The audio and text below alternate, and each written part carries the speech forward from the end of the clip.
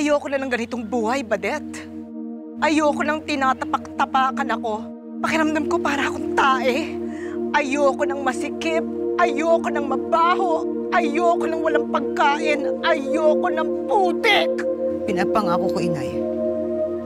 Bukas, luluhod ang mga tala. Inay talaga?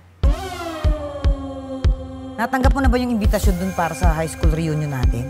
Di ba natin talaga pupuntahan yun? Oh, but you have to be there. Exclusive sa Section 1 ang reunion na to. I think we have guests. Remember nung high school tayo, they were the toast of the entire school.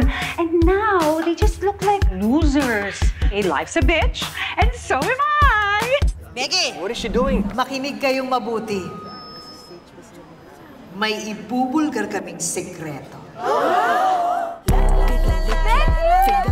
So mga madam, lahat ng pinagsasabi nyo dito, invento nyo lang. Lakas ang trip natin dyan, bestie. Kasi tayo naglasing, nakakaya. Halos 1 million views na to.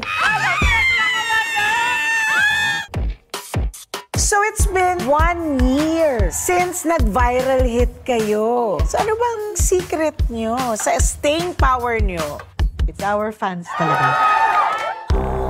Pinag-aagawan nyo na naman yung Pepe Femis? Yung kaklase nyo nung high school na gwapo? O di ba muntik na kayong magsulian ng kandila ng dahil sa kanya? Pipigilan! Ay, eto Badet, are you alright? nakalimutan yung medication niya. Are you sick? Very sick. Oh my gosh, I didn't know. But I'm okay. Thank you. Oh, I'm sick too.